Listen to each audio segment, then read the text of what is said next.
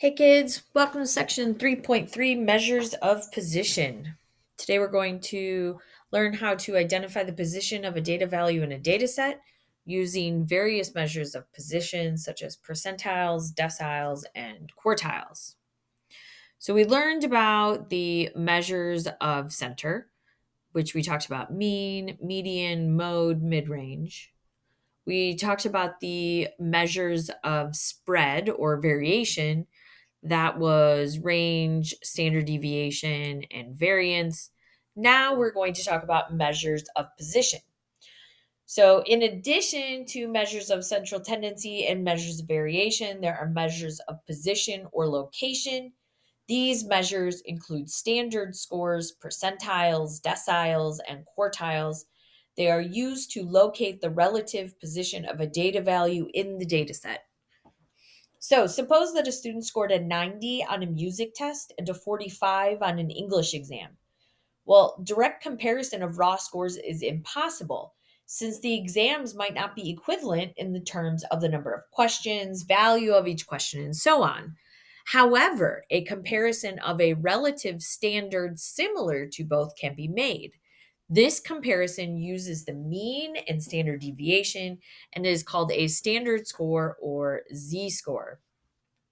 A standard score or Z score tells how many standard deviations a data value is above or below the mean for a specific distribution of values.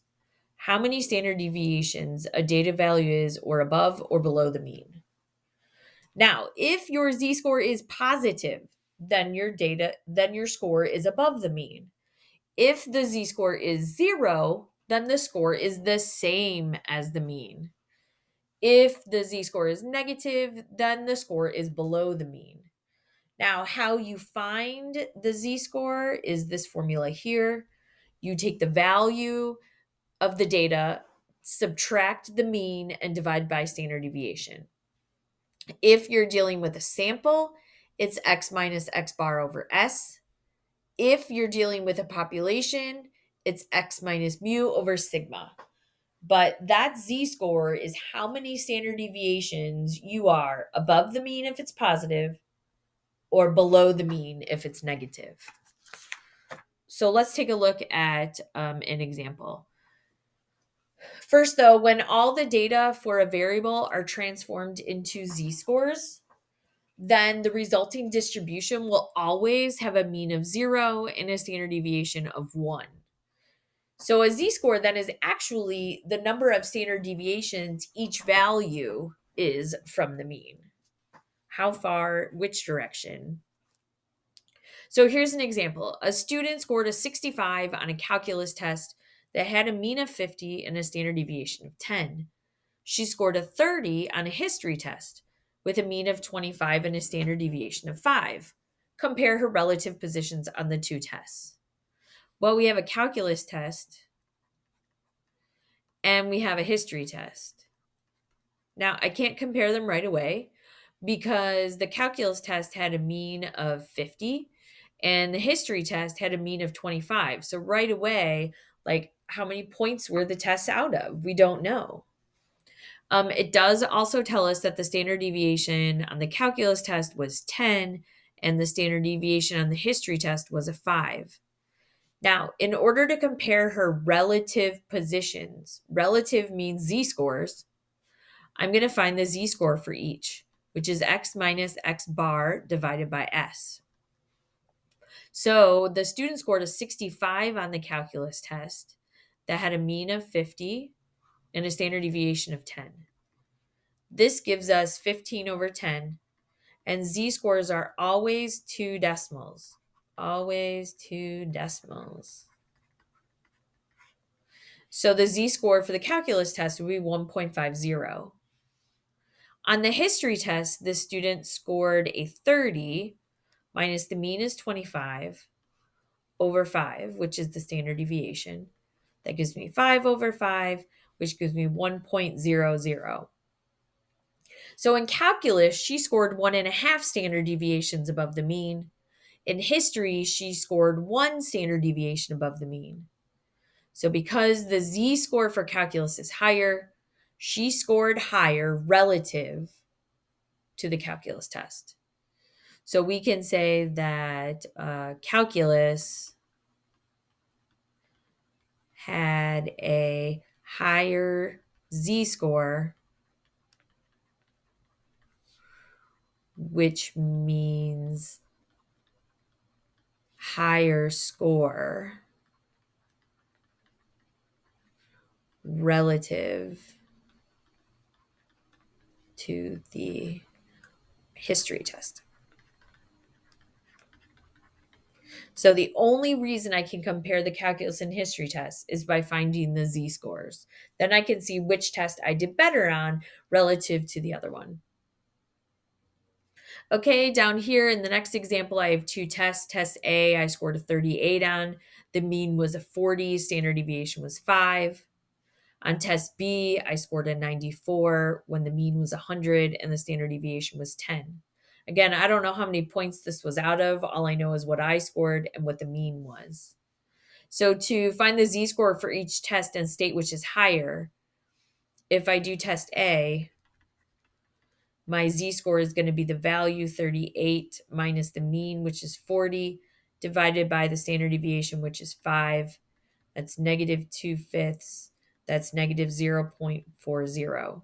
Remember, z-scores have two decimals. Then I do the same for test B. I calculate this z-score. I take the value 94 minus the mean, which is 100, divided by the standard deviation, which is 10. This gives me negative 6/10, which is a negative 0.60. So because test A has a higher z-score, that test overall you did better on relative to the other. So test A has higher z-score.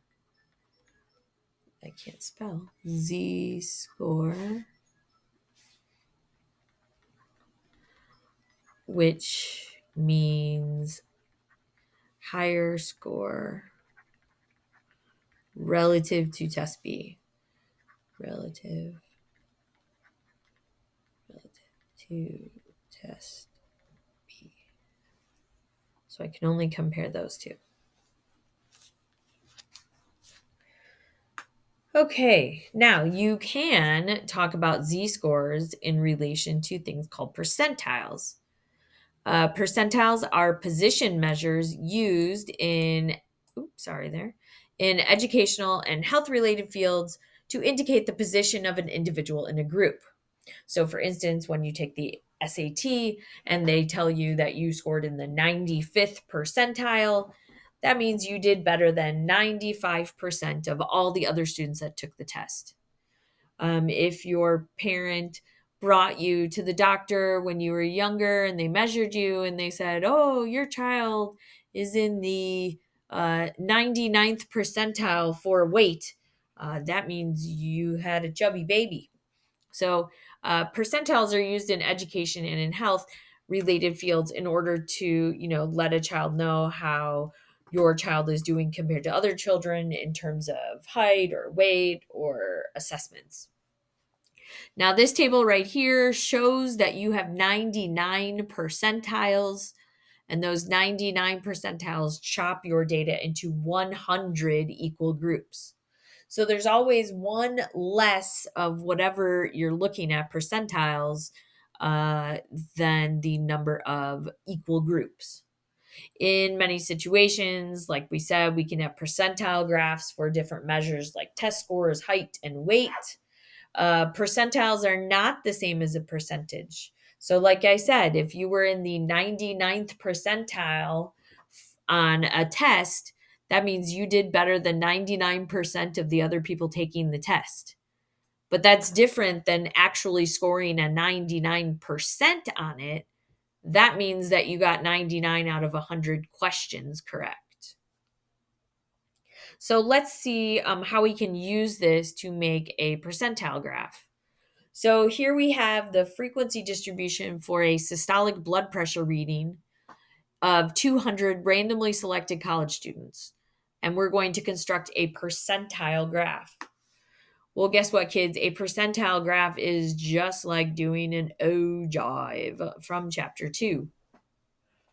So we're going to find a column of cumulative frequencies and a column of cumulative percentages.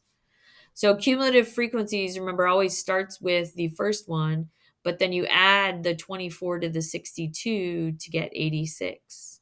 And then you take 86 and you add 72 and you get 158. And you take 158 and you add 26 and you get 184. Take 184, add 12, get 196. Add 4 and get 200. Woo, we got to 200. That's good because I have 200 numbers. Then the cumulative percent is taking 24 and dividing it by 200. So we're going to take the frequency and we're going to divide by 200, which is the total number of numbers. So 24 divided by 200 is 12%. And 86 divided by 200 is 43%. And 158 divided by 200 is 79%. And then 92, 98, and 100%. So we're going to go over and we're going to make our percentile graph. Now, on a percentile graph, your x-axis is going to be your class boundaries, which is nice that that's what column A is. So my class boundaries are going to be 89.5, 104.5, then 119, 134, 149, 164, and 179. So we'll put those in.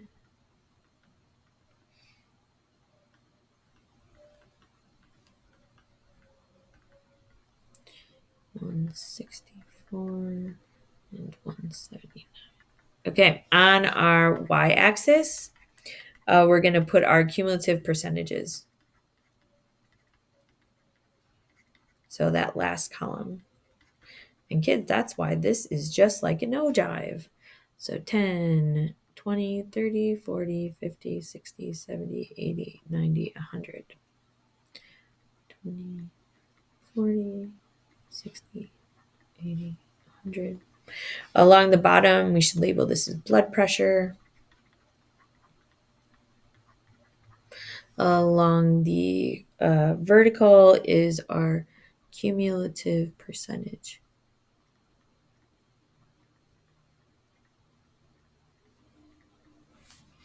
Okay, then we put our first dot at 89.5 on the x-axis, and then we find 12 and 43 and 79, 92, 98, and 100. And then we connect them with straight lines, or as straight as possible.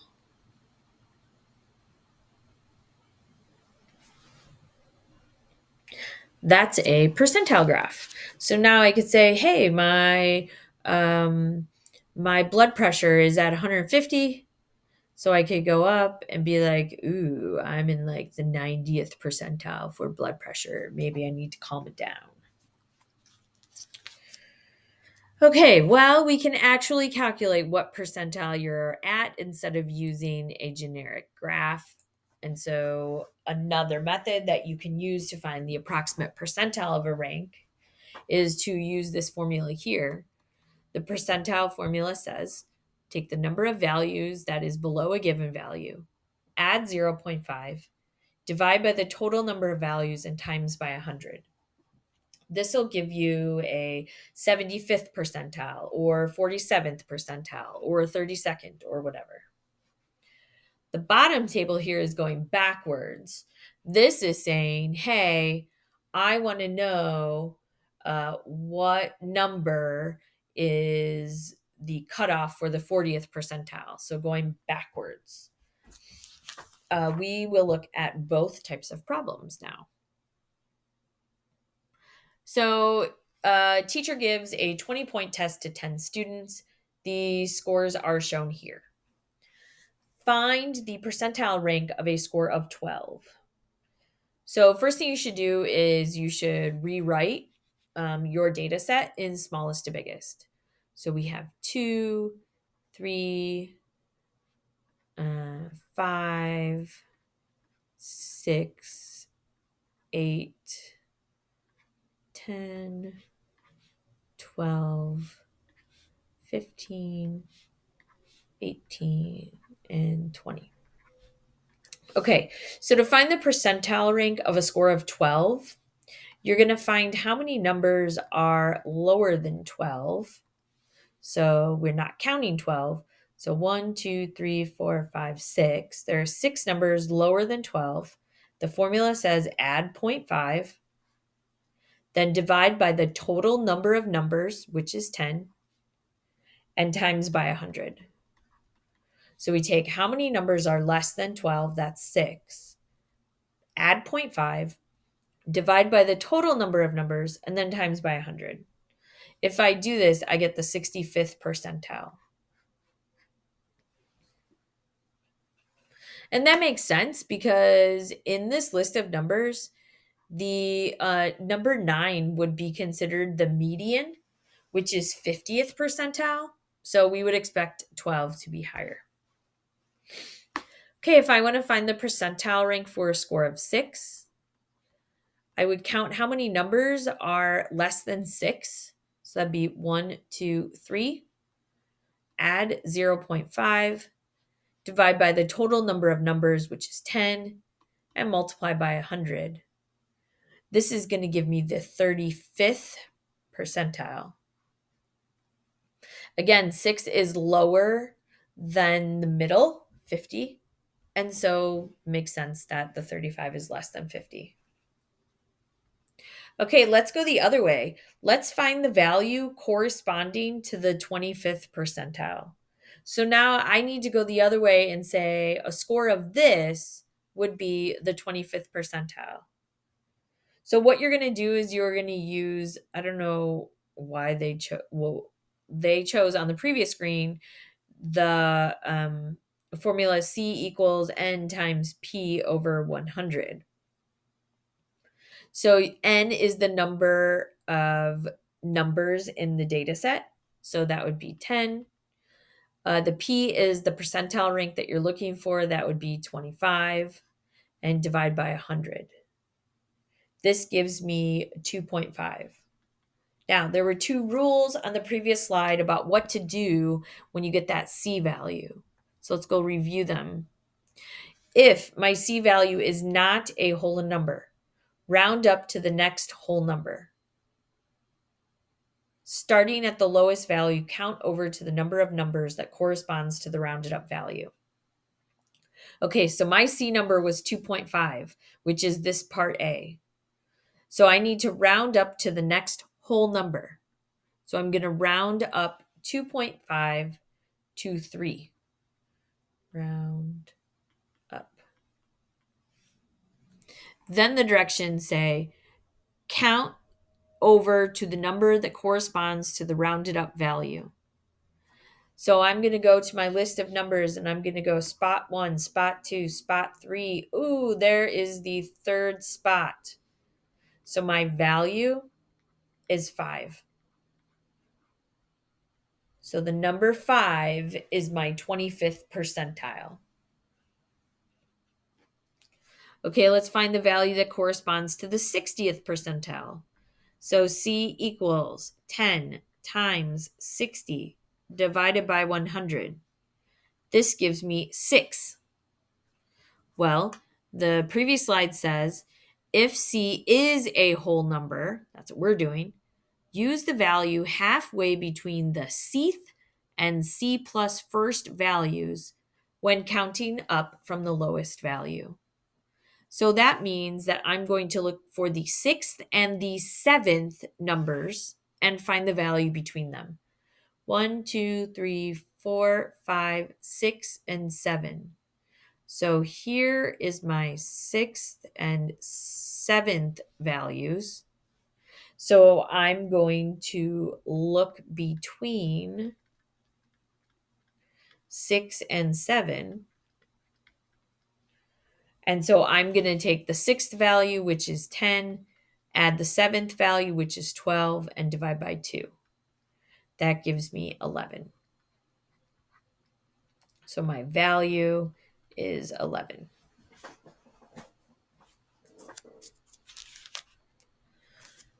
Okay, then, well, we have that things are at certain percentiles and we can find what value is at a particular percentile. But what if we have things called deciles or we have things called quartiles? Quartiles divide the distribution into 4 equal groups. Teachers do this all the time. They see where the mean is in the class, but they also want to know who's in the top group, who's in the bottom group, and then who's in that big chunk in the middle that gets everything. Well, we can find these quartiles fairly easily. There are 3 of them, Q1, Q2, and Q3. Those 3 quartiles divide it into 4 equal groups. Each quartile cuts off 25%. So between the lowest data value and the first quartile, we have 25% of the data. Between the lowest quartile and the median, I have 50%. Lowest quartile to Q3 cuts off 75, and then Q4, or the highest data value, is the entire thing. I can find Q1, Q2, and Q3 by finding the median of all the data, that's Q2, finding the median of the top, that's Q1, and finding the median of the bottom, that's Q3. In addition, we also have something called the interquartile range. It's pretty easy to find. You find the IQR, or the interquartile range, by taking Q3 and subtracting Q1. And that gives you how spread apart the middle 50% of the data are. If your interquartile range is very small, that means that the middle 50% of your data values are really close together. A larger interquartile range means that the values have more variability. Now, percentiles, quartiles, and now deciles can all be kind of compared. If you look at this picture, decile 5 can also be thought of as percentile 50 and can also be thought of as quartile 2. So you have the second quartile, which is in the middle. That's the same as the 50th percentile, which is in the middle, which is the same as the 5th decile, which is in the middle. Now, don't get hung up too much on like all the letters and stuff. P stands for percentile, D for decile, Q for quartile. Now, once we set these bounds, we can see if anything is outside of the bounds of normalcy, and that's called an outlier. So a data set should be checked for extremely high or extremely low values. These values are called outliers. An outlier can strongly affect the mean and the standard deviation of a variable. Since they are affected by outliers, they are called non-resistant statistics. The opposite of a non-resistant statistic is a resistant statistic. Those are values that don't change very much by an outlier. So we've got the mean and the standard deviation being highly affected by outliers, and therefore they're called non-resistant statistics. But an outlier is not going to change the median or the interquartile range very much, and therefore those are called resistant statistics. Now, to check for outliers, we need to find quartile 1 minus 1.5 times the interquartile range, and quartile 3 plus 1.5 times the interquartile range. This gives us our boundaries for the cutoff of outliers in a data set. All right, let's see how we do this. So, find the following for the data set: Q1, Q2, Q3, the interquartile range, and find any outliers. Well, first I need to put this in order from smallest to biggest. So I got 5, and 6 and 13, nope, 12 and 13 and 15 and 18 and 22 and 50.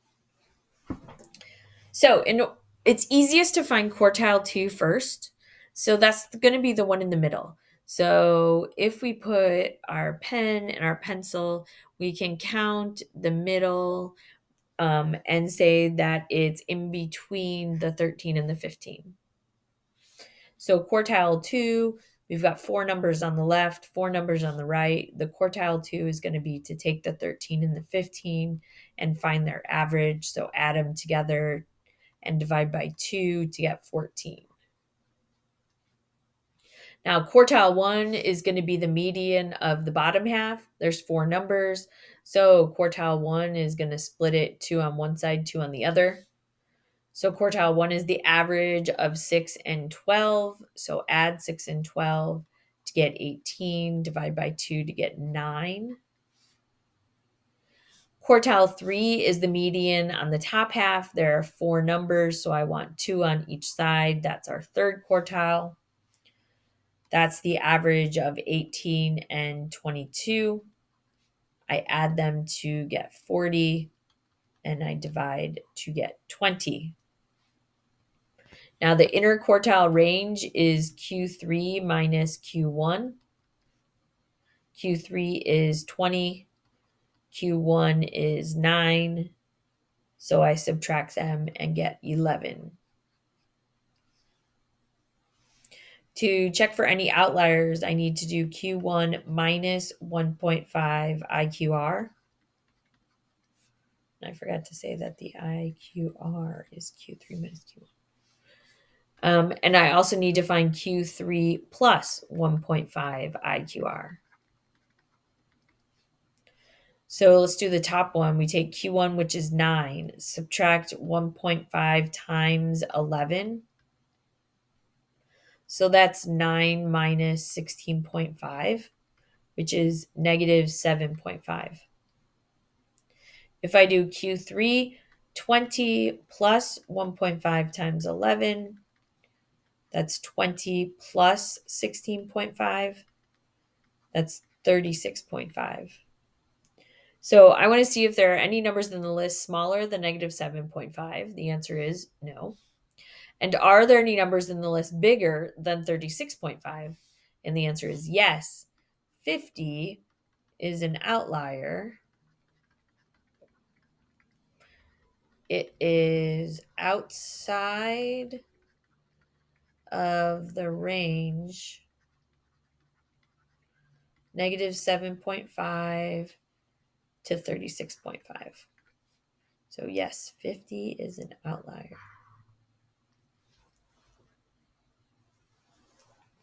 All right, we have one more slide, determining dosages. So how can we use maybe quartiles, deciles, percentiles in the health-related field? So in an attempt to determine necessary dosages of a new drug, HDL, used to control sepsis, assume you administer varying amounts of HDL to 40 mice. You create 4 groups and label them low dosage, moderate dosage, large dosage, and very large dosage. The dosages also vary within the group. After the mice are injected with the HDL and the sepsis bacteria, the time until the onset of sepsis is recorded. Your job as a statistician is to effectively communicate the results of the study. So number 1 says, which measures of position could be used to help describe the data results? Could it be quartiles, deciles, percentiles? What could we use? Well, if we're describing the data results and we have 4 groups, it would be best to assume that quartiles would be the best to use. So the quartiles could be used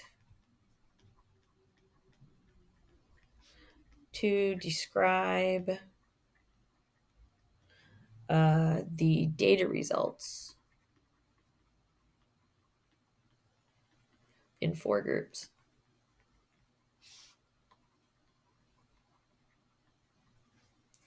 Okay, number 2, if 40% of the mice in the top quartile survived after the injection, how many mice would that be? Well, there were quartiles. So quartiles is going to cut the 40 mice into 4 groups. So if we do 25% of the 40 mice are in each group, that means that there are 10 in each group. Well, I want the number of mice that survived in the top quartile.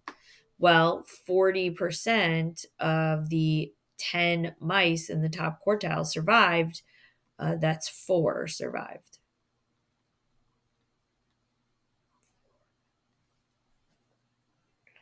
Number 3, what information can be given from using percentiles? Well, the percentile would allow you to compare each mouse to the rest of the other mice. So the percentile would give the position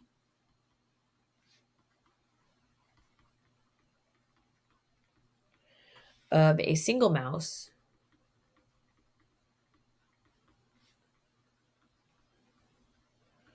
with respect to all the other mice.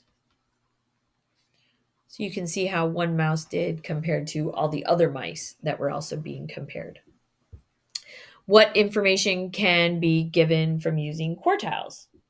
Well, the quartiles are going to divide the data into 4 groups of equal size. The quartiles would divide the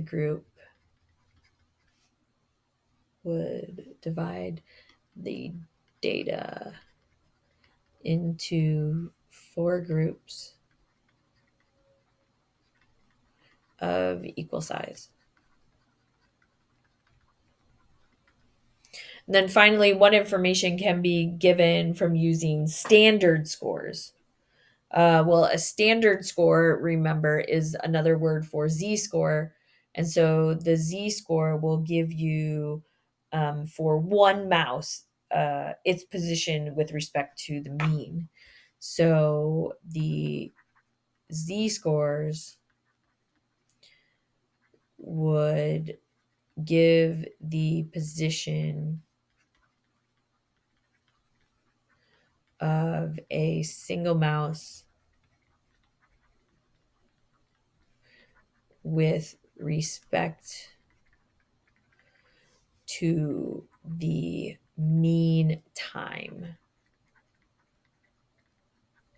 of sepsis onset.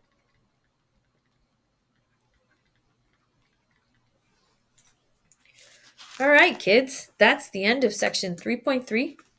If you have any questions, as always, please ask, and keep calm and keep trucking.